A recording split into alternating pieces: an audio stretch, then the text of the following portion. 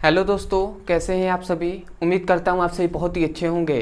तो आज के इस वीडियो में हम पढ़ने वाले हैं क्लास 10th फिजिक्स का बहुत ही इंपॉर्टेंट चैप्टर जो है प्रकाश का अपवर्तन। तो इस वीडियो में प्रकाश के अपवर्तन को बहुत ही अच्छे से समाप्त करेंगे और एक एक टॉपिक आपको समझ में आएगा। जिन विद्यार्थियों को परिभाषा समझ में नहीं आता है, डेरिवेशन समझ में नहीं आता है, उनके लिए बहुत ही इजी वे में यहाँ पे बताया जाएगा और सभी डेरिवेशन और सभी जो परिभाषा है वो इस वीडियो में ही आपको समझ में आ जाएगा। तो चलिए दोस्तों देख लेते हैं। तो हमें पढ़ना है क्या, प्रकाश का अपवर्तन। ठीक है, हमें पढ़ना है प्रकाश का अपवर्तन, या इसे ही हम क्या कहते हैं, रिफ्रैक्शन ऑफ लाइट कहते हैं। ठीक है, तो रिफ्रैक्शन ऑफ लाइट मतलब प्रकाश के अपवर्तन। तो सबसे पहले यहाँ पे हम बात करते हैं कि अपवर्तन क्या होता है। सबसे पहले यदि हम बात करें अपवर्तन पे, जिसे हम क्या कहते हैं, रिफ्रैक्शन कहते हैं। तो अपवर्तन का परिभाषा पे यदि हम बात करें कि अपवर्तन का परिभाषा क्या होता है, तो इसकी परिभाषा को हम एक फिगर से समझते हैं और बहुत ही आसानी से आपको समझ में आएगा। सबसे पहले तो ये जाने कि परिवर्तन जो अपवर्तन होता है वो घटना क्या है। ठीक है, तो याद रखेंगे, मान लेते हैं हम ये क्या लेते हैं, कोई सतह लेते हैं और ये क्या है, सतह के ऊपर क्या है, वायु है, और सतह के नीचे क्या है, जल है, या कोई भी अन्य माध्यम ले सकते हैं, कांच भी ले सकते हैं, कोई दिक्कत नहीं है। तो यहाँ पे क्या होगा, ये जो वायु होगा ये जल के सापेक्ष ये क्या हो जाएगा, ये विरल माध्यम हो जाएगा। और ये कौन सा माध्यम हो जाएगा, ये सघन माध्यम हो जाएगा वायु के सापेक्ष। अब भैया आपको एक पॉइंट्स आता है कि भैया विरल माध्यम किसे कहते हैं और सघन माध्यम किसे कहते हैं, पहले ये तो पता हो तभी तो हम समझेंगे कि अपवर्तन जो परावर्तन है इसकी घटना क्या है। तो सबसे पहले यदि हम इन दोनों डेफिनेशन पे बात करें तो याद रखेंगे, विरल माध्यम इसे कहेंगे जिस माध्यम में प्रकाश की चाल कम होती है, जिस माध्यम में प्रकाश की चाल अधिक होती है उसे हम विरल माध्यम कहते हैं, और जिस माध्यम में प्रकाश की चाल कम होती है उस माध्यम को हम क्या कहते हैं, सघन माध्यम। मतलब जिस माध्यम में प्रकाश की चाल क्या हो जाएगी, अधिक होगी, उसे हम क्या कहेंगे, विरल माध्यम। और जिस माध्यम में प्रकाश की चाल कम होगी उसे हम सघन माध्यम। तो जिसमें अधिक उसमें क्या हो जाएगा, जिसमें अधिक वो विरल और जिसमें कम वो सघन माध्यम। या इसको हम दूसरे तरीके से डेफिनेशन करते हैं कि जिस माध्यम में क्या होते हैं, पदार्थों के पार्टिकल्स जो कण होते हैं वो बहुत ही दूर दूर होते हैं उसे हम विरल माध्यम कहते हैं। और जिस माध्यम में पदार्थों के जो कण होते हैं वो बहुत ही पास पास होते हैं तो उस माध्यम को हम सघन माध्यम कहते हैं। तो इस तरीके से डेफिनेशन कर सकते हैं। या सबसे ईजी में ये कहें कि जिस माध्यम में प्रकाश की चाल अधिक होती है उसे हम विरल माध्यम कहते हैं, और जिस माध्यम में प्रकाश की चाल कम होती है उसे हम सघन माध्यम कहते हैं। ठीक है, तो आशा करते हैं आपको समझ गए होंगे। ऐसे भी आप समझ सकते हैं कि वायु में आपसे अगर दौड़ने के लिए कहा जाए तो आप तेज दौड़ेंगे, कि जल में आपसे दौड़ने के लिए कहा जाए तो आप उसमें तेज दौड़ेंगे। तो आपका जवाब होगा क्या, कि वायु में हम तेज दौड़ेंगे, जल में तो धीमे दौड़ेंगे ना। ठीक है, तो वैसे ही भैया प्रकाश भी वायु में तेज चलेगा और जल में क्या होगा, धीरे चलेगा। ठीक है, तो यही होता है। तो विरल माध्यम और सघन माध्यम समझ गए होंगे। तो अब याद रखेंगे, जब विरल माध्यम से सघन माध्यम में कोई भी प्रकाश की किरणें, मान लेते हैं ये कोई प्रकाश की किरणें ऐसे क्या हो रही है, आपतित हो रही हैं। ठीक है, तो जहां पर आपतित होती हैं वहां से हम क्या कर लेते हैं, एक अभिलंब हमने खींच लिया। ठीक है, तो हम जानते हैं जब भी प्रकाश की किरण विरल माध्यम से सघन माध्यम की ओर आती हैं तो ये क्या होती हैं, ये अभिलंब की ओर झुक जाती हैं। ये क्या होती हैं, अभिलंब की ओर झुक जाती हैं। तो यहाँ पे नाम याद रखेंगे, जो ये किरण आ रही है इसे हम आपतित किरण कहते हैं, और जो ये किरण है, ठीक है, इसे हम अपवर्तित किरण कहते हैं। और ये जो है ये क्या है, अभिलंब है। ठीक है, तो इतनी बात आपको पता होना चाहिए। उसके बाद याद रखना है, आपतित किरण और अभिलंब के बीच जो कोण बनता है उसे हम आपतन कोण आई कहते हैं। और याद रखें, अपवर्तित किरण और अभिलंब के बीच जो कोण बनता है इसे हम आर से प्रदर्शित करते हैं। तो भैया याद रखेंगे, जो आई होता है इसका नाम क्या है, तो इसको आपतन कोण कहते हैं, और जो आर है इसे हम अपवर्तन कोण कहते हैं। ये दोनों नाम को आपको, सभी नामों को याद रखना है। ठीक है। ठीक है, तभी डेफिनेशन को, ये फिगर डेफिनेशन के बाद तो बनाना ही ना है, तो इसको सभी को आपको पॉइंट्स को याद रखना है। अब यहाँ पे बात आता है कि कोई भी अगर आपसे पूछ दे कि भैया आपतन कोण किसे कहते हैं और दूसरा अपवर्तन कोण किसे कहते हैं, तो हम क्या डेफिनेशन इसका कहेंगे, तो बहुत ही सिंपल है, हम क्या कहेंगे कि आपतित किरण तथा अभिलंब के बीच बने कोण को हम आपतन कोण कहते हैं। समझ में आया? आपतित किरण और अभिलंब के बीच बने कोण को आपतन कोण कहते हैं। यदि परावर्तन अपवर्तन कोण पूछ लिया जाए तो आप क्या कहेंगे कि अपवर्तित किरण और अभिलंब के बीच बने कोण को क्या कहते हैं, अपवर्तन कोण कहते हैं। तो आशा करते हैं आपको दोनों ये डेफिनेशन और सघन विरल माध्यम का डेफिनेशन आपको क्लियर हो गया होगा। अभी तक हमने 4 डेफिनेशन को क्लियर कर लिया है। अब आते हैं हम अपवर्तन जो है इस पर डेफिनेशन पे। तो याद रखेंगे इसका डेफिनेशन हम 3 तरीके से कर सकते हैं। किस तरीके से? 3 तरीके से। तो सबसे पहला डेफिनेशन पे यदि हम कहें तो बहुत से किताबों में ये लिखा है कि जिन माध्यम, मतलब बहुत सी किताब में ये लिखा है कि जब प्रकाश की किरणें विरल माध्यम से सघन माध्यम में प्रवेश करती हैं तो अभिलंब की ओर झुक जाती हैं। तो इस घटना को प्रकाश का अपवर्तन कहते हैं। समझ में आया क्या कहा जा रहा है? जब प्रकाश की किरणें विरल माध्यम से सघन माध्यम में प्रवेश करती हैं तो ये अभिलंब की ओर झुक जाती हैं। यहाँ पे अभिलंब की ओर झुका है कि नहीं? तो अभिलंब की ओर झुक जाती हैं। तो प्रकाश की इस घटना को ही हम क्या कहते हैं? अपवर्तन कहते हैं। तो समझ में आ गया होगा आपको। तो कभी भी डेफिनेशन को आप लिखना चाहें तो आप लिख सकते हैं। मैं बोल रहा हूँ क्या लिखेंगे कि जब प्रकाश की किरणें विरल माध्यम से सघन माध्यम में प्रवेश करती हैं तो अभिलंब की ओर झुक जाती हैं। तो इस घटना को प्रकाश का अपवर्तन कहते हैं। तो आशा करते हैं आपने लिख लिया होगा। अब आते हैं भैया दूसरे डेफिनेशन पे। तो ये भी याद रखेंगे कि जब विरल से सघन में जा रहा है तो अभिलंब से दूर हट रहा है, सॉरी अभिलंब के पास आ रहा है। परंतु याद रखेंगे जब सघन से विरल में जाता है तो ये क्या होता है? अभिलंब से दूर हटता है। यदि मैं मान लूँ कि यहाँ से ये प्रकाश की किरणें जा रही है तो ये जब प्रकाश की किरणें ऐसे जाएगी ना तो अभिलंब से दूर हटेगी। यहाँ पे देख रहे हैं अभिलंब से दूर हटेगी कि नहीं? तो ऐसे ही जस्ट यहाँ पे अगर मैं बना लूँ, ठीक है, मैं फिगर यहाँ पे थोड़ा सा बता दे रहा हूँ वो भी, ठीक है, यहाँ से आपको दोनों कंपेयर करके याद रहेगा तो बहुत ही अच्छा होगा। ठीक है, मान लेते हैं ये कोई है, यहाँ पे मान लेते हैं ये कांच है और ये वायु है। तो भैया ये क्या हो गया? जब ये कांच है और ये वायु है तो ये कौन सा माध्यम हो जाएगा? सघन। और ये कौन सा माध्यम हो जाएगा? विरल माध्यम। ठीक है, तो याद रखेंगे जब प्रकाश की किरणें विरल माध्यम से, समझिएगा थोड़ी सी इसको ऐसे बना दूं, जब प्रकाश की किरणें विरल माध्यम से, ठीक है, सघन माध्यम से विरल माध्यम में प्रवेश करती हैं तो क्या होता है इसको हम देख लेते हैं। तो जब प्रकाश की किरणें सघन माध्यम से विरल माध्यम में प्रवेश करेंगी तो ये क्या हो जाएंगी? अभिलंब से दूर हट जाएंगी। ऐसे जाना तो ऐसे चाहिए था परंतु ये अभिलंब से दूर हट गए। ठीक है, तो यही हम इसमें कहेंगे कि जब प्रकाश की किरणें सघन माध्यम से विरल माध्यम में प्रवेश करती हैं तो अभिलंब से दूर हटती हैं। तो इस घटना को प्रकाश का अपवर्तन कहते हैं। तो आप यहाँ से भी ये भी डेफिनेशन कहेंगे तो भैया सही है, ये भी डेफिनेशन सही है, क्योंकि घटनाएं तो दोनों एक ही समान होती हैं। ठीक है, इसमें अभिलंब से पास और इसमें अभिलंब से दूर। तो ये हमने दोनों डेफिनेशन बता दिया। आप दोनों में से जो चाहे वो आप बोल सकते हैं। 100 में 100% सही है। ठीक है, अब आते हैं हम तीसरे डेफिनेशन पे, जो कि बहुत ही एक तरह से कहा जाए तो 100% उस डेफिनेशन में ये दोनों डेफिनेशन आ जाएंगे। ठीक है, तो वो क्या है? याद रखेंगे जो वायु माध्यम है इसमें जो कण के पार्टिकल्स होते हैं वो एक सामान्य रूप से वितरित होते हैं। तो एक सामान्य रूप से वितरित होंगे तो उसे हम क्या कहेंगे? समांगीय माध्यम कहेंगे ना। तो याद रखेंगे ये समांगी होते हैं। ठीक है, समांगी, तथा ये पारदर्शी होते हैं। पारदर्शी, ठीक है,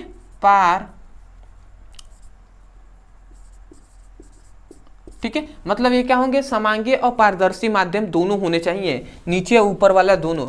मतलब पारदर्शी का मतलब तो आप समझते हैं ना, जिसमें से प्रकाश आर पार निकल जाए, जैसे कि कांच है, वायु है, जैसे कि जल है, इसमें प्रकाश आर पार निकल जाता है। ठीक है, तो उसे पारदर्शी कहते हैं। और समांगीय का मतलब कि कुछ उसमें क्या होंगे? पार्टिकल एक सामान्य रूप से वितरित होंगे। जैसे वायु है, वहाँ पे वायु में क्या है? सामान्य रूप से पार्टिकल क्या है? अब बटे हुए हैं। जैसे कि जो जल है उसमें सामान्य रूप से पार्टिकल्स हैं कि नहीं? जैसे कांच है उसमें सामान्य रूप से एक एक करके पार्टिकल्स हैं, एक सामान्य रूप से, तो उसे हम कहते हैं समांगीय पारदर्शी। ठीक है, तो याद रखेंगे जब प्रकाश की किरणें, ये एक समांगी पारदर्शी माध्यम वायु भी है और ये भी क्या है? एक समांगी, ये भी है पारदर्शी। ठीक है, तो याद रखेंगे हम सबसे उचित डेफिनेशन यही कहेंगे कि जब प्रकाश की किरणें किसी एक समांगीय पारदर्शी माध्यम से दूसरे समांगीय पारदर्शी माध्यम में प्रवेश करती है तो अपने मार्ग से विचलित हो जाती है। विचलित का मतलब अपने मार्ग से भटक जाती हैं। कभी देख रहे हैं अवलंब से पास आ रही है और कभी अवलंब से दूर हट रही है, तो इसका मतलब क्या हुआ कि क्या हो जाती है, अपने मार्ग से विचलित हो जा रही हैं। जिस तरीके से जाना चाहिए, जिस तरीके से वो आ रही है, सीधे निकल जाना चाहिए, जैसे आई ऐसे ही निकल गई, तो ऐसे नहीं निकल रही है, वो अपने मार्ग से भटक जा रही है, विचलित हो जा रही है। तो इस घटना को प्रकाश का अपवर्तन कहते हैं। तो ऐसे आपको डेफिनेशन ये वाला ही आपको उचित होगा, मतलब बोलना और कहीं भी बताना, क्योंकि 100 में 100% ये सही है, ये भी 100 में 100 सही है, बट ये बोलेंगे तो इसमें दोनों ये डेफिनेशन आ जाएंगे। तो आप क्या बोलेंगे, जब प्रकाश की किरणें किसी एक समांगीय पारदर्शी माध्यम से दूसरे समांगीय पारदर्शी माध्यम में प्रवेश करती हैं तो अपने मार्ग से विचलित हो जाती हैं, तो प्रकाश की इस घटना को प्रकाश का अपवर्तन कहते हैं। तो आशा करते हैं दोस्तों आपको अच्छे से समझ में आ गया होगा। तो अब सबसे पहले आप इसका स्क्रीनशॉट ले लीजिए, उसके बाद मैं यहाँ पे डेफिनेशन लिखवा दे रहा हूँ। ठीक है, तो आशा करते हैं आप ले लेंगे जल्दी से। तो आशा करते हैं दोस्तों आपने स्क्रीनशॉट ले लिया होगा। ठीक है, तो अब हम देखते हैं, इसका डेफिनेशन में लिखवा दूंगा। ठीक है, क्या लिखेंगे यहाँ से एक बार और समझ लीजिए। जब प्रकाश की किरणें किसी एक समांगीय पारदर्शी माध्यम से दूसरे समांगीय पारदर्शी माध्यम में प्रवेश करती हैं तो अपने मार्ग से विचलित हो जाती हैं, इस घटना को प्रकाश का अपवर्तन कहते हैं। ठीक है, तो इस पॉइंट को आपको याद रखना है। आशा करते हैं जब बोला जा रहा होगा तभी आपने लिख भी लिया होगा।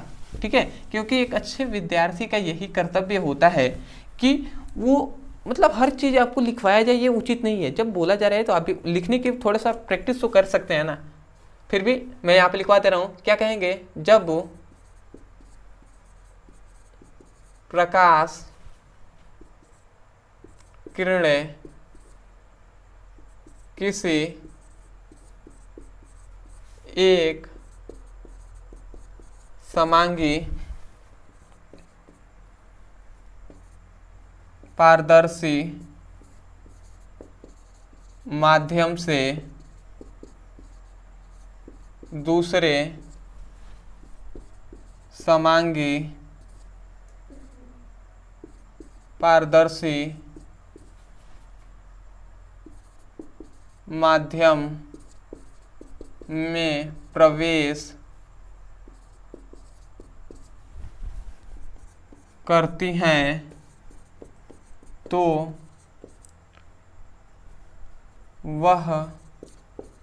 हैं तो वह अपने मार्ग से विचलित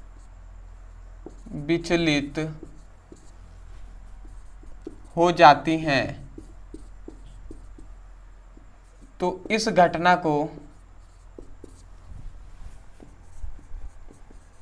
प्रकाश का अपवर्तन कहते हैं। ठीक है, तो यहाँ पे हमने डेफिनेशन लिखवा दिया। क्या लिखा है, जब प्रकाश की किरणें किसी एक समांगीय पारदर्शी माध्यम से दूसरे समांगीय पारदर्शी माध्यम में प्रवेश करती हैं तो वो अपने मार्ग से विचलित हो जाती हैं, तो प्रकाश की इस घटना को हम क्या कहते हैं, प्रकाश का अपवर्तन कहते हैं। तो आशा करते हैं आपको समझ में आ गया होगा। ये लिखने के बाद आपको ये फिगर जो बताया गया है पीछे, उसको आपको नोट्स में बना लेना है। कोई भी जो सघन से विरल वाला बना लीजिए या विरल से सघन, कोई दिक्कत नहीं है, दोनों सही है। ठीक है, तो दोनों बना लेंगे तो और अच्छी बात है। ठीक है, तो अब हमने देख लिया कि परावर्तन किसे अपवर्तन किसे कहते हैं। तो अपवर्तन पे हमने इतना समय क्यों दिया, क्योंकि मैं चाहता था कि आपको एक एक बात जो बात है वो आपको समझ में आ जाए। केवल सघन से विरल जा रही है तो ऐसे ही नहीं भैया, विरल से सघन भी जाए वो भी आपको पता होना चाहिए कि भैया ये घटनाएं होती हैं। ठीक है, क्योंकि पूरे डेप्थ में हम जानेंगे तो बहुत ही अच्छा होगा। अगर हम 10th में ही इतने अच्छे से जान जाएंगे तो 12th में जाने पे हमें कोई ज़्यादा दिक्कत नहीं होगी, अब बहुत ही ईजी वे में समझ में आएगा। ठीक है, तो अब हम देखते हैं कि जो अपवर्तन होता है, अपवर्तन के नियम पे अगर हम चर्चा करें। ठीक है, तो अब हम देखते हैं यहाँ पे दूसरा टॉपिक जो है अपवर्तन का नियम, जैसे हम क्या कहते हैं, लॉ ऑफ रिफ्रैक्शन। ठीक है, तो अपवर्तन के यदि हम नियम पे बात करें कि अपवर्तन के कितने नियम होते हैं, तो ये भी याद रखेंगे अपवर्तन के 2 नियम होते हैं। कौन से भैया, कितने, तो 2 नियम होते हैं। तो भैया कौन कौन से 2 नियम होते हैं, तो यदि हम प्रथम नियम पे यहाँ पे बात करें, ठीक है, यहाँ पे मैं बता दे रहा हूँ प्रथम नियम, तो यहाँ पे थोड़ी सी मैं फिगर बता दे रहा हूँ। फिगर आपको आप समझ गए हैं ना, तो प्रथम और द्वितीय नियम बहुत ईजी है। तो क्या है भैया, ये हमने बताया था कि ये क्या है, कोई भी क्या है, सतह है, इस सतह के ऊपर है वायु और सतह के नीचे है क्या, जल या कोई भी माध्यम, कांच भी ले सकते हैं। तो जब भैया विरल से सघन माध्यम में प्रवेश कर रही थी ऐसे पार्टिकल्स, ठीक है, कोई भी कण, तो हम क्या ले रहे थे, एक अभिलंब खींच ले रहे थे, तो ये अभिलंब से की ओर झुक जा रही थी। तो ये कौन सी किरण थी, हमने बताया था ये आपतित किरण थी, और ये जो किरण थी ये कौन सी थी भैया, अपवर्तित किरण थी, और ये क्या है, अभिलंब है। और यहाँ पे कोण जो बन रहा था वो आई था, और यहाँ पे जो बन रहा था वो आर था। आई इक्वल टू हमने बताया था आपतन कोण, और ये आर हमने बताया था अपवर्तन कोण, ठीक है। तो यहाँ पे हमने सब लिख दिया है, ठीक है। तो सबसे प्रथम नियम क्या कहता है, प्रथम नियम यही कहता है कि आपतित किरण, अपवर्तित किरण तथा अभिलंब तीनों एक ही तल पे होते हैं। तल मतलब भैया सतह पे, ठीक है, तीनों एक ही सतह पे होते हैं। तो भैया सही बात है, आपतित किरण, अपवर्तित किरण और अभिलंब तीनों एक ही सतह पे हैं कि नहीं, तो बिल्कुल सही बात है, एक ही सतह पे हैं। तो हमें प्रथम नियम में यही लिखना है, क्या लिखेंगे कि हम लिखेंगे अपवर्तन के प्रथम नियमों के अनुसार आपतित किरण, अपवर्तित किरण तथा अभिलंब तीनों एक ही तल पे होते हैं या तीनों एक ही सतह पे होते हैं। तो सबसे प्रथम नियम आप लिखेंगे क्या कि अपवर्तन के प्रथम नियमों के अनुसार आपतित किरण, अपवर्तित किरण तथा अभिलंब तीनों एक ही तल पर या तल में होते हैं, एक ही तल पर होते हैं, ऐसे ही लिख लीजिए, सटीक बैठ रहा है। तो हम क्या बोले हैं कि आपतित किरण, अपवर्तित किरण तथा अभिलंब तीनों एक ही तल पर होते हैं। तो ये प्रथम नियम हो गया। अब आते हैं हम द्वितीय नियम पे। तो द्वितीय जो नियम होता है इसे जो द्वितीय नियम होता है इसको हम फॉर्मूले से इसको हम बताएंगे। तो द्वितीय नियम क्या होता है, इसका यह फॉर्मूला होता है, इस कलर से लिखूं तो ये होता है म्यू इक्वल टू साइन आई बटे साइन आर। ये क्या होता है, एक फॉर्मूला होता है, इसी से हम द्वितीय नियम करते हैं। क्या है भैया, ये साइन आई, तो आई क्या है भैया, हमने बताया था आपतन कोण है, आर क्या है, अपवर्तन कोण है। तो यहाँ पे हम लिखेंगे, क्या लिखेंगे, आपतन कोण, और साइन को हम जया कहते हैं, तो आपतन कोण की जया है क्या, आई है, और ये क्या है, ये अपवर्तन कोण है ना, तो हम लिखेंगे अपवर्तन कोण की जया, साइन हम कहेंगे जया, ठीक है, हिंदी में क्या कहेंगे, जया, इसे हम आर, ठीक है। तो यही याद रखेंगे कि हम यहाँ से क्या कहेंगे, हम ये कहेंगे कि अपवर्तन के द्वितीय नियमों के अनुसार, क्या कहेंगे, अपवर्तन के द्वितीय नियमों के अनुसार आपतन कोण की जया आई तथा अपवर्तन कोण की जया आर का अनुपात क्या होता है, एक नियतांक होता है जिसे अपवर्तनांक कहते हैं। समझ में आया, ये क्या है, एक नियतांक है जिसे हम क्या कहते हैं, अपवर्तनांक कहते हैं। तो इस पॉइंट्स को आपको याद रखना है, ये क्या है, अपवर्तनांक कहते हैं। अपवर्तनांक क्या होता है, एक नियतांक होता है, एक कांस्टेंट होता है। तो आपको क्या कभी भी जो नियम है उसको रटना नहीं है, आपको क्या कहना है कि अपवर्तन के द्वितीय नियमों के अनुसार आपतन कोण की जया आई तथा अपवर्तन कोण की जया आर का अनुपात एक नियतांक होता है जिसे हम अपवर्तनांक कहते हैं। और यही क्या कहता है, उसके बाद लिखेंगे कि इसे स्नेल के नियम के नाम से जानते हैं, या यही स्नेल का नियम है, ये भी लिख सकते हैं, कोई दिक्कत नहीं है। समझ में आया है ना। तो एक बार और मैं यहाँ पे बोल दे रहा हूँ क्योंकि लिखने का जगह नहीं है, आप लिख लेंगे, क्या बोल रहे हैं वो लिखिए। लिखेंगे आपतन कोण के द्वितीय नियमों के अनुसार आपतन कोण की सॉरी हम क्या बोले हैं, आपतन कोण कहे हैं क्या, यहाँ पे कहना है अपवर्तन के द्वितीय नियमों के अनुसार आपतन कोण की जया I तथा अपवर्तन कोण की जया R का अनुपात एक नियतांक होता है जिसे हम अपवर्तनांक कहते हैं, जिसे हम क्या कहते हैं, स्नेल के नियमों के नाम से जानते हैं। तो आशा करते हैं आपने लिख लिया होगा। उसके बाद आपको ये जो है इसको लिख लेना है सूत्र में, ठीक है, इसको आपको सूत्र में लिख लेना है। आशा करते हैं आपको समझ में आ गया होगा।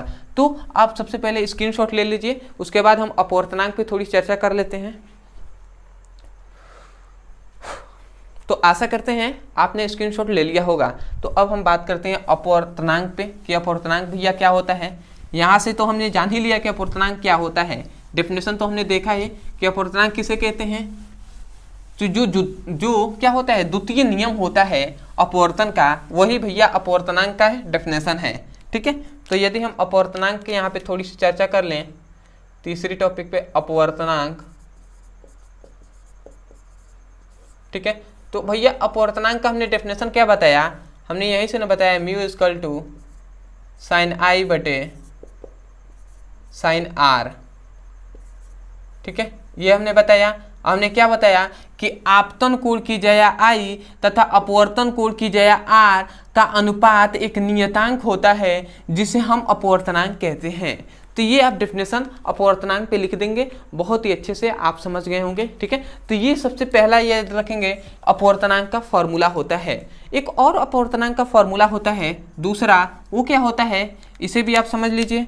इसको इस कलर से लिखते हैं, यहाँ से म्यू इक्वल टू होता है V1 बाई V2, ये दूसरा इसका अपवर्तनांक का फॉर्मूला होता है, ठीक है। तो यहाँ पे आपको समझ में नहीं आ रहा होगा कि V1 क्या है और ये V2 क्या है। तो याद रखेंगे दोस्तों कि अपवर्तन होने के लिए दो माध्यमों की जरूरत है। देख रहे थे ना, हमने दो माध्यम लिया था, एक वायु और एक जल या कोई भी माध्यम। तो दो माध्यमों की आवश्यकता होती है। तो एक माध्यम में प्रकाश की चाल और दूसरे माध्यम में प्रकाश की चाल, वही होता है V1 V2। इसका मतलब क्या हुआ, ये प्रथम माध्यम में क्या है, फर्स्ट मतलब प्रथम माध्यम में प्रकाश की चाल है, और ये क्या है, द्वितीय माध्यम में प्रकाश की चाल है। तो यहीं से हम डेफिनेशन क्या कहेंगे, डेफिनेशन हम यही कहेंगे कि प्रथम माध्यम में प्रकाश की चाल तथा द्वितीय माध्यम में प्रकाश की चाल के अनुपात को अपवर्तनांक कहते हैं। तो आशा करते हैं आपको यहाँ से भी समझ में आया है। तो आप दोनों में से कोई भी डेफिनेशन आप बोल सकते हैं, 100 में 100% सही होगा भैया, ठीक है, क्योंकि बहुत से स्टूडेंट यही जानते हैं। तो भैया ये भी आपको पता होना चाहिए और ये भी पता होना चाहिए, कुछ तो एक्स्ट्रा जानेंगे तभी तो उनसे अलग कहलाएंगे ना, अलग दिखाई देंगे, अलग उनसे इंफॉर्मेशन कुछ तो अलग चाहिए ना।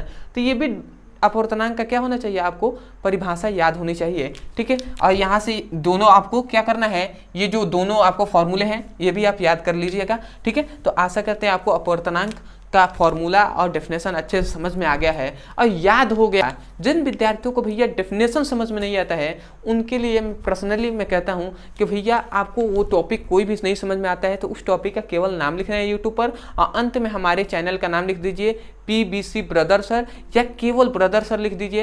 ये तो जो हमारा दो चैनल है, मेन तो हमारा ब्रदर सर चैनल है, तो उस चैनल का नाम लिख देंगे उस टॉपिक के बाद, तो आपको वो वीडियो मिल जाएगा। आप वहाँ से जाकर अच्छे से पढ़ाई कर सकते हैं। अदरवाइज आपकी सपोर्ट की बहुत ज़्यादा अभी ज़रूरत है, ठीक है, क्योंकि देख रहे हैं आप सब्सक्राइबर कितने अभी कम है। तो मेरा अभी टारगेट है कि 1000 सब्सक्राइबर कम से कम हो ही जाए अभी, ठीक है। 1 महीने या 2 महीने के भैया व्यूज़ नहीं आ रहे हैं, तो इस हिसाब से मैं कह सकता हूँ 2 महीने भी लग सकते हैं, पर मैं चाहता हूँ कि 1 महीने के अंदर अगर हो जाए। यदि आपके पास ये वीडियो पहुँचता है और आप ये वीडियो देख रहे हैं, तो आपसे रिक्वेस्ट है कि आप चैनल को ज़रूर सब्सक्राइब कीजिएगा, और दूसरे स्टूडेंटों के पास जिनको परिभाषा समझने में दिक्कत होती है, उन स्टूडेंटों के पास, उन मित्रों के पास अपने शेयर जरूर कीजिएगा, ठीक है। और कोशिश कीजिएगा उनको बताइएगा हाँ यहाँ से आप डेफिनेशन जाकर अच्छे से पढ़ सकते हैं, और उनको लिंक भेज दीजिएगा, क्योंकि आप सपोर्ट नहीं करेंगे तो कौन करेगा, ठीक है। तो आशा करते हैं आपको समझ में आ गया होगा। तो अब हम बात करते हैं, अब हम अपवर्तनांक देख लिए, अब हम देखते हैं कि अपवर्तनांक के प्रकार कितने होते हैं। तो याद रखेंगे दोस्तों, अपवर्तनांक के 2 प्रकार होते हैं। कितने भैया? 2 प्रकार होते हैं। अब हम देख लेते हैं अपवर्तनांकों के प्रकार।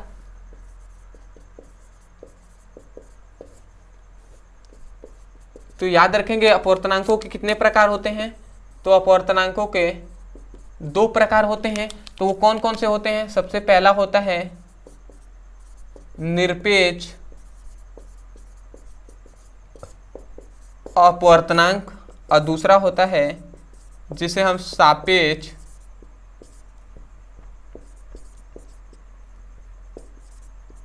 अपवर्तनांक कहते हैं। तो भैया निरपेक्ष सापेक्ष अपवर्तनांक, सापेक्ष अपवर्तनांक और निरपेक्ष अपवर्तनांक का सबसे पहले यदि हम डेफिनेशन पे इसका बात करते हैं कि इसका परिभाषा क्या होता है, तो याद रखेंगे दोस्तों, यहाँ से समझिए, यहाँ पे निरपेक्ष अपवर्तनांक में कहा जाता है कि वायु या निर्वात के मतलब वायु या निर्वात के सापेक्ष किसी भी माध्यम का अपवर्तनांक निरपेक्ष अपवर्तनांक कहलाता है। मतलब क्या कहा गया यहाँ पे, थोड़ी सी बात ये तो आपको बताना ही चाहिए, जानना ही चाहिए कि ए म्यू जी अगर लिखा है तो इसको हम पढ़ेंगे कैसे। याद रखेंगे अपवर्तनांक को हम म्यू से भी प्रदर्शित करते हैं और एन से भी, तो कोई दिक्कत नहीं है, ठीक है, ये बात आपको पता होना चाहिए। एन से भी और म्यू से प्रदर्शित करते हैं, तो इसको ए म्यू जी या ए एन जी भी लिख सकते हैं, ये दोनों बात एक ही है, तो आपको कंफ्यूज नहीं होना है कभी भी। तो याद रखेंगे इसको हम पढ़ेंगे कैसे, तो याद रखेंगे जो इधर वाला होता है उसको हम सापेक्ष कहते हैं और जो इधर वाला होता है उसके अपवर्तनांक कहते हैं, ठीक है। तो हम इसको क्या कहेंगे, ए क्या है, वायु है ना, ये जी क्या है, जल है, सॉरी कांच है, तो हम क्या कहेंगे, वायु के सापेक्ष कांच का अपवर्तनांक। समझ में आया क्या कहेंगे, मतलब वायु के सापेक्ष कांच का अपवर्तनांक। ऐसे ही पढ़ेंगे, यदि मैं दे दूं कि ए म्यू डब्ल्यू, तो आप क्या कहेंगे, वायु के सापेक्ष जल का अपवर्तनांक। तो आशा करते हैं आपको इतना बात समझ में आ गया होगा। तो इसमें कहा जाता है कि वायु या निर्वात के सापेक्ष, मतलब वायु या निर्वात के सापेक्ष किसी भी माध्यम का अपवर्तनांक, चाहे जल का हो, जल का हो, कांच का हो, या कोई भी माध्यम हो सकता है, ठीक है, परंतु सापेक्ष में हमें वायु लेना है या निर्वात लेना है। और निर्वात को भी हम भैया किससे, यही से प्रदर्शित करते हैं। तो याद रखेंगे कि हम क्या है इसमें डेफिनेशन कहेंगे कि वायु या निर्वात के सापेक्ष किसी भी माध्यम का अपवर्तनांक निरपेक्ष अपवर्तनांक कहलाता है, ठीक है। तो यहाँ पे मैं डेफिनेशन लिख दे रहा हूँ, लिखेंगे क्या, वायु या निर्वात के सापेक्ष किसी भी माध्यम का अपवर्तनांक निरपेक्ष अपवर्तनांक कहलाता है, ठीक है। तो निरपेक्ष अपवर्तनांक का हमने क्या बोल दिया, वायु या निर्वात के सापेक्ष किसी भी माध्यम का अपवर्तनांक निरपेक्ष अपवर्तनांक कहलाता है। और यहाँ से डेफिनेशन आप एग्जाम्पल आप याद रखेंगे, यहाँ से एग्जाम्पल क्या है, ए म्यू जी हो सकता है, या हम कह सकते हैं ए म्यू डब्ल्यू हो सकता है, ETC और भी माध्यम आप ले सकते हैं, ठीक है, जैसे कि क्या है, डायमंड्स है, ठीक है।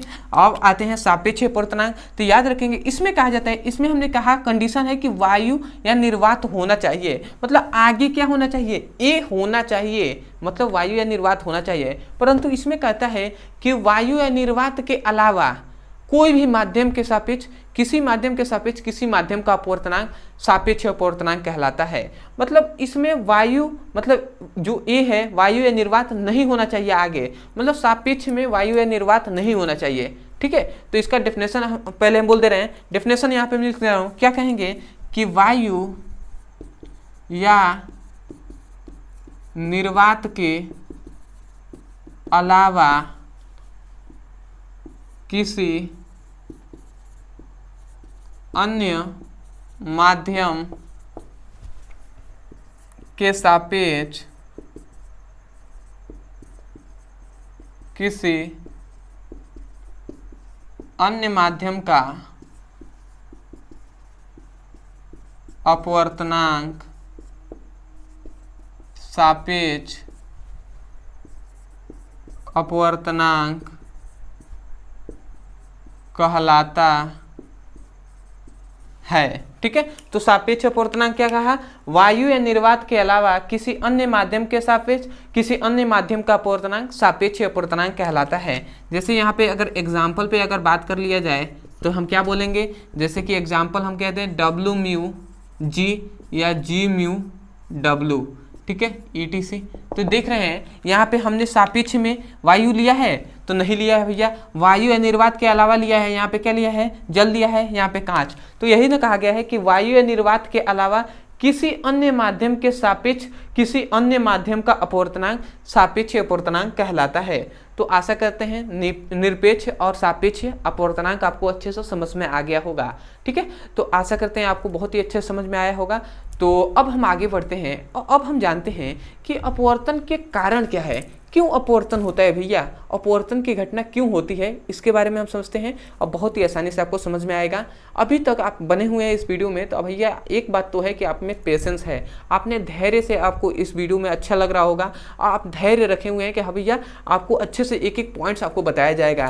तो मैं यही कहूँगा कि चलिए और आगे हम पढ़ते हैं और बहुत ही आसानी से आपको एक एक पॉइंट समझ में आएगा। मैं आशा करता हूँ कि जितने पॉइंट्स आपको बताए गए हैं वो आपको याद हो गए होंगे, वो मतलब आपको समझ में आ गए होंगे भैया, याद करने में तो बहुत ही ईजी वे में आपको याद भी हो जाएगा। ठीक है, और यहाँ से याद कीजिए ना, यहाँ से याद करेंगे तो बहुत ईजी होगा। और दो और पॉइंट्स जो बचे हुए हैं उनको हम देख लेते हैं बहुत ही ईजी वे में। ठीक है, जिसे हम देखेंगे क्या, अब हम देखेंगे और भी हम जितने टॉपिक हैं उसे देख लेते हैं।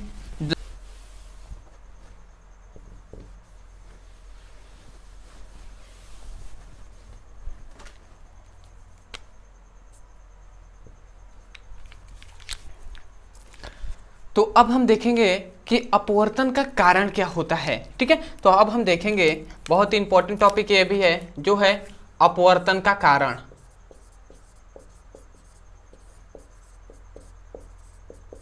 अपवर्तन का कारण क्या है, तो इसे हम देख लेते हैं। तो याद रखेंगे दोस्तों, अपवर्तन का कारण यही है कि अलग अलग माध्यम जैसे होता है वैसे ही अलग अलग माध्यमों में प्रकाश की जो चाल होती है वो भी अलग अलग होती है, जिसके कारण अपवर्तन की घटना होती है। ठीक है, समझ में आया क्या कहा जा रहा है, कहा यह जा रहा है कि अलग अलग, यदि आपसे कोई पूछ दे तो आप क्या कहेंगे, कहेंगे यही कि अलग अलग या भिन्न भिन्न माध्यमों में प्रकाश की चाल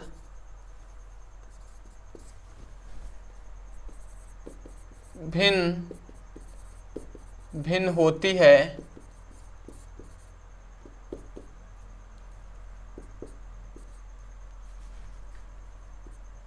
जिसके कारण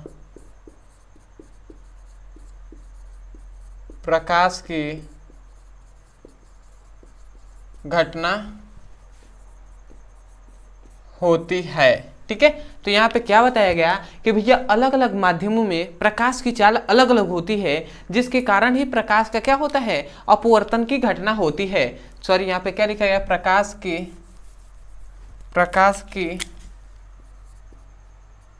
का अपवर्तन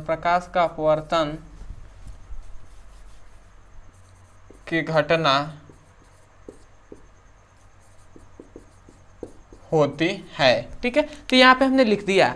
तो क्या बताया गया है कि अलग अलग माध्यमों में अलग अलग प्रकाश की चाल होती है, जिसके कारण ही अपवर्तन की घटना होती है। परंतु इसका गणितीय रूप अगर हम देखें कि गणितीय रूप में हम बताएं कि इसको प्रूव करें कि भैया सही बात है, तो उसको हम देख लेते हैं। तो यदि हम गणितीय रूप में देखें तो हम सबसे पहले देखते हैं कि यदि हम विरल माध्यम से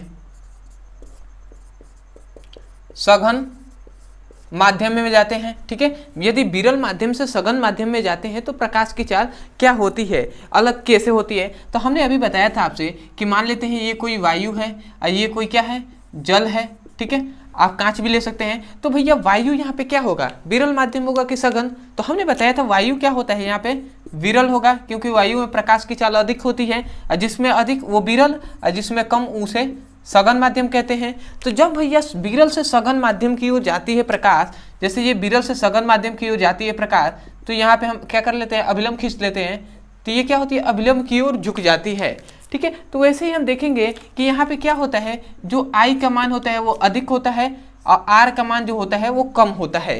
ये बात पता है, देख रहे हैं यहाँ पे आई का मान अधिक है, यहाँ पे कम है, क्योंकि अभिलंब की ओर झुक गई है ना। ठीक है, तो हम देखेंगे यहाँ से कि इसको प्रूव करेंगे कि आई का मान क्या होता है, कम होता है, सॉरी अधिक होता है और इसका कम होता है।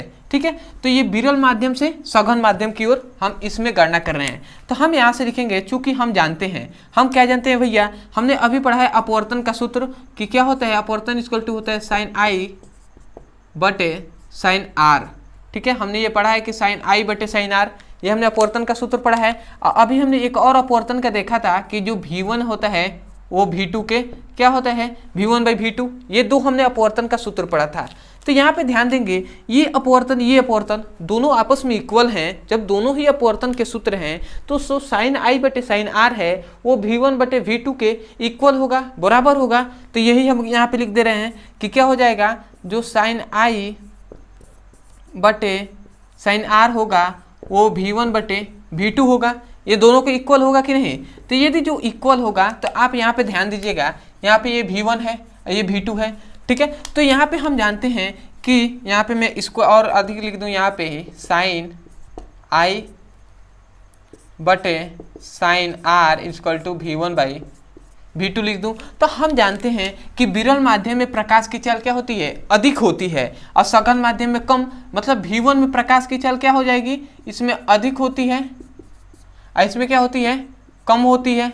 ये बात हम जानते हैं। तो इसका मतलब क्या हुआ कि V1 का जो मान है वो अधिक होगा V2 से, यही ना हुआ।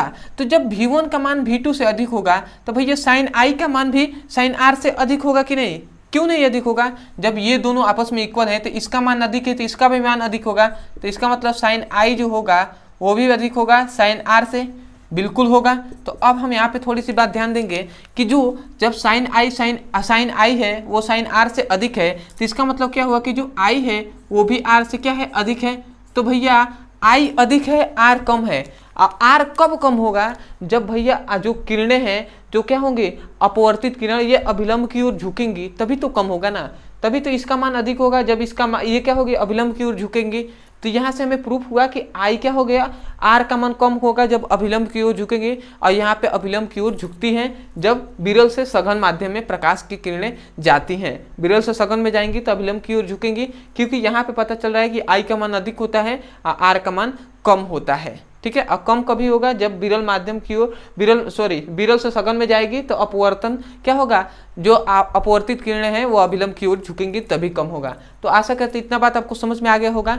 यदि हम अगर सघन से विरल में जाते हैं तो हमने बताया था जब सघन से विरल में जाएंगे तो अभिलंब से दूर हटेंगे। ठीक है, तो उसे भी हम समझ लेते हैं। यहाँ पे थोड़ा सा मैं उसका पहले फिगर बना दूं। तो ये मान लेते हैं कोई है और ये क्या है, जल है, और ये क्या है, वायु है। तो जब प्रकाश की किरणें ऐसे आ रही थी, ठीक है, यह कौन सा माध्यम है, तो ये सघन है, और ये कौन सी है, विरल है। तो याद रखेंगे सघन से विरल माध्यम में जाती हैं तो हमने बताया था प्रकाश किरणें क्या होती हैं, दूर हटती हैं। ठीक है, अभिलंब से दूर हटती हैं। तो यहाँ पे बताया था कि ये कोई है, आई है, और यहाँ पे आर है। तो यहाँ पे पता चल रहा है कि आर का मान अधिक होता है और इसका मान कम होता है। ठीक है, तो हमें ऐसे ही पता तो चल रहा है, परंतु याद रखेंगे सघन माध्यम में जो प्रकाश की चाल होती है, ठीक है, वो क्या होती है, सघन माध्यम में जो प्रकाश की चाल कम होती है और इसकी चाल अधिक होती है। ये बात हम जानते हैं। तो यहाँ से अगर साइन, यहाँ तक तो सेम करेंगे, उसके बाद साइन आई बटे साइन आर इक्वल टू हमने जानते हैं V1/V2 होता है। अब आपको थोड़ी सी बात ध्यान देना है, सघन माध्यम में V1 का मान क्या हो जाएगा, कम हो जाएगा। सघन माध्यम में प्रकाश की चाल कम होती है तो इसमें क्या होगा, कम, और ये V2 क्या हो जाएगा, अधिक हो जाएगा। तो इसका मतलब क्या चला कि जो V2 है, V2 वो अधिक है V1 से, मतलब V2 अधिक है इससे। तो इसका मतलब साइन आर होगा वो इससे अधिक होगा। तो जो साइन आर होगा वो होगा किससे अधिक, साइन आई से अधिक होगा कि नहीं होगा? तो बिल्कुल होगा। अब थोड़ी सी आपको ध्यान देना है बात कि जब जो साइन आर है वो बड़ा है साइन आई से, तो यहाँ पे जो आर होगा वो भी बड़ा होगा कि नहीं आई से। अब भैया कब बड़ा होगा, यहाँ पर हम लिख देंगे प्रूफ। ठीक है, कब बड़ा होगा, जब देखेंगे कि बड़ा कब होगा, जब अभिलंब से दूर हटेगा तभी तो बड़ा होगा ना। अभिलंब से दूर हटेगा तो बड़ा होगा। तो आशा करते हैं आपको समझ में आ गया होगा। ठीक है, ये गणितीय रूप है इसका। ठीक है, तो आशा करते हैं अपवर्तन का कारण अगर कोई पूछ ले तो कहेंगे अलग अलग माध्यमों में प्रकाश की चाल अलग अलग होती है जिसके कारण अपवर्तन की घटना होती है। और गणितीय रूप में अगर गणित इसको लिखने के बाद अगर एग्जाम में आता है तो आपको ये भी लिख देंगे। तो अगर आपको 5 में दिया होगा तो भैया 5 में 5 नंबर दिया जाएगा, परंतु अगर आप इतना ही लिखें तो भैया 5 में 3 ही नंबर दिया जाएगा। तो इस बात को आपको ध्यान रखना है। ठीक है, तो आशा करते हैं आपको समझ में आ गया होगा। अब हम अंतिम टॉपिक पे अपने चलते हैं जो है उत्क्रमणीयता का सिद्धांत। तो इसको सबसे पहले आप स्क्रीनशॉट ले लीजिए। तो आशा करते हैं आपने स्क्रीनशॉट ले लिया होगा। अब हम अपने अगले टॉपिक पर पढ़ते हैं, जो हमारा अंतिम भी टॉपिक है, जो है उत्क्रमणीयता का सिद्धांत, और उसे समझते हैं बहुत ही आसानी से और याद भी हो जाएगा सिद्धांत वो आपको। तो अब हम देख लेते हैं अपना अंतिम टॉपिक, जो है 5वां, उत्क्रमणीयता का सिद्धांत। ठीक है, तो उत्क्रमणीयता का क्या सिद्धांत है इसे हम समझते हैं। तो याद रखेंगे, इस सिद्धांत को याद करने के लिए एक फिगर बना रहे हैं और वहीं से आपको याद हो जाएगा। ठीक है, तो ये मान लेते हैं कोई क्या है, सतह है। ठीक है, और सतह के ऊपर क्या है, वायु है, और ये क्या है, कांच है, या आप जल भी ले सकते हैं। यहाँ पे मान ले रहा हूँ ये कांच है, कोई भी आप ले सकते हैं, कोई दिक्कत नहीं है। तो यहाँ पे हमने वायु और कांच लिया है, तो ये क्या है, विरल माध्यम और ये सघन माध्यम। तो जब प्रकाश की किरणें विरल माध्यम से सघन माध्यम में प्रवेश करती हैं तो क्या होता है, एक हम जब आपतित होती है प्रकाश की किरणें तो हम एक क्या कर लेते हैं, डॉटेड लाइन खींच लेते हैं। ये थोड़ी सी गड़बड़ हो गई, इसको थोड़ा सा फिगर ऐसे बनना चाहिए था। ठीक है, ऐसे आपतित हुई तो ये क्या होती है, अविलंब की ओर झुक जाती हैं, ऐसा ही तो होता है ना। ठीक है, तो यहाँ पे ध्यान देंगे, जब ये किरणें आई और ये अविलंब की ओर झुक गई तो यहाँ पे हम क्या लगाते हैं, यहाँ पे एक हम दर्पण लगाते हैं।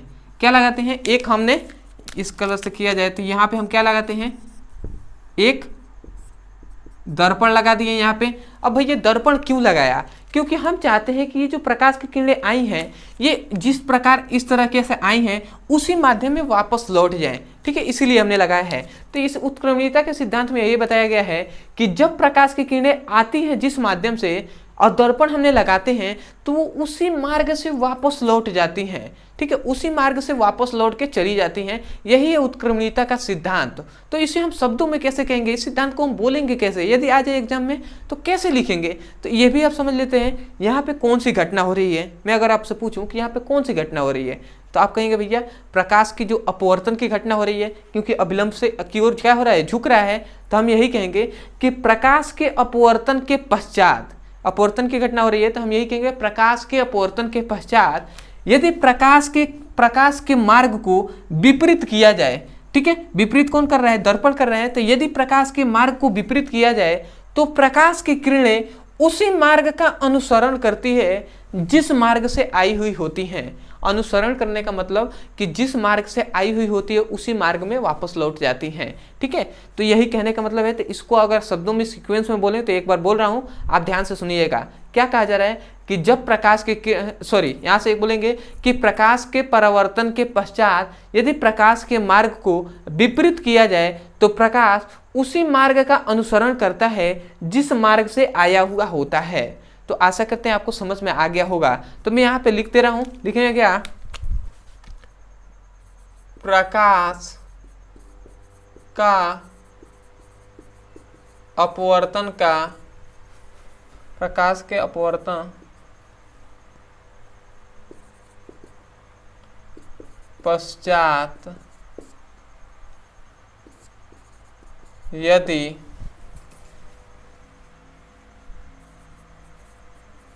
प्रकाश के मार्ग को विपरीत किया जाए तो प्रकाश उसी मार्ग का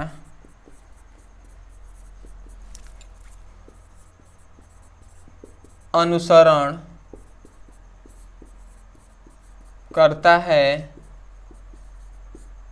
जिस मार्ग से आया हुआ होता है। ठीक है, तो यहाँ पे हमने क्या बताया है उत्क्रमणीयता के सिद्धांत में कि यदि मतलब अपवर्तन के पश्चात यदि प्रकाश के मार्ग को विपरीत किया जाए तो प्रकाश उसी मार्ग का अनुसरण करता है जिस मार्ग से आया हुआ होता है। तो ये तो हमने बता दिया जो लिखित में। ठीक है, परंतु यदि हम इसको थ्योरेटिकल में जाने, इसके गणितीय रूप में जाने तो इसको भी हम समझ लेते हैं। ये वायु क्या है, वायु को ए से दर्शाते हैं ना, और जो कांच है इसे हम जी से दर्शाते हैं। ठीक है, तो हम दोनों का यहाँ पे कौन सा कोण बन रहा है, तो भैया आई, और यहाँ पे कौन सा बन रहा है, तो यहाँ पे आर बन रहा है। बिल्कुल बन रहा है, ये तो हम जानते ही हैं। तो यहाँ पे अगर हम गणितीय रूप देखें, गणितीय रूप, ठीक है, तो यहाँ पे ध्यान दीजिएगा, यदि अपवर्तनांक निकाले a के सापेक्ष g का, मतलब वायु के सापेक्ष कांच का अपवर्तनांक क्या होता है, साइन i बटे साइन r होता है, ठीक है। और यदि हम इसके अपोजिट g म्यू a निकालें तो क्या हो जाएगा, g mu a equal to हो जाएगा साइन r बटे साइन i हो जाएगा, होगा कि नहीं, साइन i बटे साइन r बटे साइन i हो जाएगा।